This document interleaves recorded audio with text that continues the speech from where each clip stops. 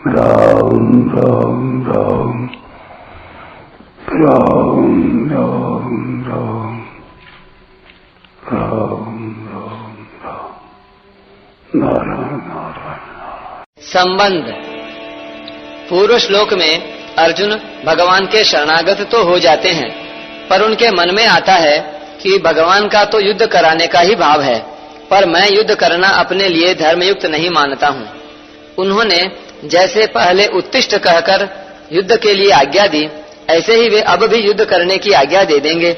दूसरी बात, शायद मैं अपने हृदय के भावों को भगवान के सामने पूरी तरह नहीं रख पाया हूँ।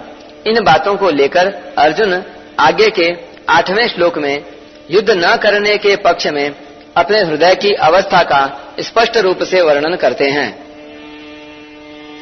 न हि प्रपश्यामि ममापनुद्यात् यच्छोकमुच्छोषणमिन्द्रियाणाम् अवाप्य भूमा वसपत्नमृद्धम् राज्यम् सुराणामपि चाधिपत्यम्। पृथ्वी पर धन धान्य समृद्ध और निष्कंटक राज्य तथा स्वर्ग में देवताओं का आधिपत्य मिल जाए तो भी इंद्रियों को सुखाने वाला मेरा जो शोक है वह दूर हो जाए, ऐसा मैं नहीं देखता हूँ। व्याख्या। अर्जुन सोचते हैं कि भगवान ऐसा समझते होंगे कि अर्जुन युद्ध करेगा तो उसकी विजय होगी और विजय होने पर उसको राज्य मिल जाएगा, जिससे उसके चिंता शोक मिट जाएंगे और संतोष हो जाएगा। परंतु शोक के कारण मेरी ऐसी दशा हो गई है कि विजय होने पर भी मेरा शोक दूर हो जाए, ऐसी बात मैं नहीं देखता। अवाप्य भूमा वसपत्नम रिद्धम राज्यम। अगर मेरे को धन धान्य से संपन्न और निष्कंटक राज्य मिल जाए, अर्थात जिस राज्य में प्रजा खूब सुखी हो, प्रजा के पास खूब धन धान्य हो, किसी चीज की कमी न हो और राज्य में कोई वैरी भी न हो, ऐसा राज्य मिल जाए तो भी मेरा शोक दूर नहीं हो सकता।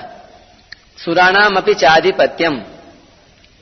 इस पृथ्वी के तुच्छ भोगों वाले राज्य की तो बात ही क्या, इंद्र का दिव्य भोगों वाला राज्य भी मिल जाए तो भी मेरा शोक जलन चिंता दूर नहीं हो सकती।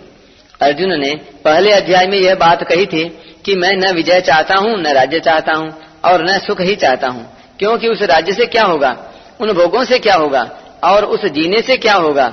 जिनके लिए हम राज्य भोग एवं सुख चाहते हैं वे ही मरने के लिए सामने खड़े हैं। यहाँ अर्जुन कहते हैं कि पृथ्वी का धन धान्य संपन्न और निष्कंटक राज्य मिल जाए तथा देवताओं का आधिपत्य मिल जाए तो भी मेरा शोक दूर नहीं हो सकता, मैं उनसे सुखी नहीं हो सकता।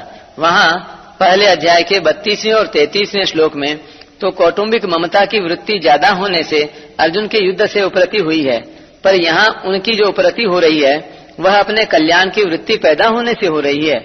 अतः वहाँ की उपरति और यहाँ की उपरति में बहुत अंतर है। नहीं प्रपश्यामि ममापनुद्याद यच्छोकमुच्छोषणमिन्द्रियाणाम्। जब कुटुंबियों के मरने की आशंका से ही मेरे को इतना शोक हो रहा है, तब उनके मरने पर मेरे को कितना शोक होगा। अगर मेरे को राज्य के लिए ही शोक होता तो वह राज्य के मिलने से मिट जाता, परंतु कुटुंब के नाश की आशंका से होने वाला शोक राज्य के मिलने से कैसे मिटेगा। शोक का मिटना तो दूर रहा, प्रत्युत शोक और बढ़ेगा, क्योंकि युद्ध में सब मारे जाएंगे तो मिले हुए राज्य को कौन भोगेगा, वह किसके काम आएगा। अतः पृथ्वी का राज्य और स्वर्ग का आधिपत्य मिलने पर भी इंद्रियों को सुखाने वाला मेरा शोक दूर नहीं हो सकता। संबंध। प्राकृत पदार्थों के प्राप्त होने पर भी मेरा शोक दूर हो जाए, यह मैं नहीं देखता हूँ। ऐसा कहने के बाद अर्जुन ने क्या किया, इसका वर्णन संजय आगे के 9वें श्लोक में करते हैं। संजय उवाच एवमुक्त्वा ऋषिकेशं गुडाकेशः परन्तप न योत्स्य इति गोविन्द मुक्त्वा तूष्णीं बभूवः। संजय बोले, हे शत्रुतापन धृतराष्ट्र, ऐसा कहकर निद्रा को जीतने वाले अर्जुन अंतर्यामी भगवान गोविंद से मैं युद्ध नहीं करूंगा ऐसा स्पष्ट कहकर चुप हो गए। व्याख्या। एवं उक्त्वा ऋषिकेशं गुडाकेशः परन्तप न योत्स्य इति गोविंद मुक्त्वा तूष्णीम बभूवः।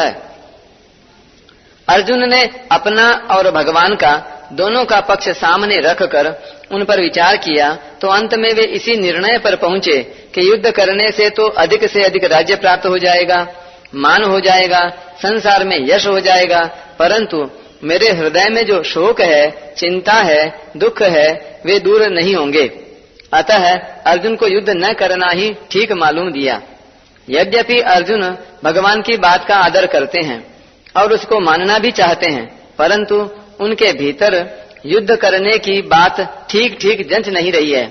इसलिए अर्जुन अपने भीतर जंची हुई बात को ही यहाँ स्पष्ट रूप से साफ साफ कह देते हैं कि मैं युद्ध नहीं करूंगा। इस प्रकार जब अपनी बात, अपना निर्णय भगवान से साफ साफ कह दिया, तब भगवान से कहने के लिए और कोई बात बाकी नहीं रही। अतः वे चुप हो जाते हैं।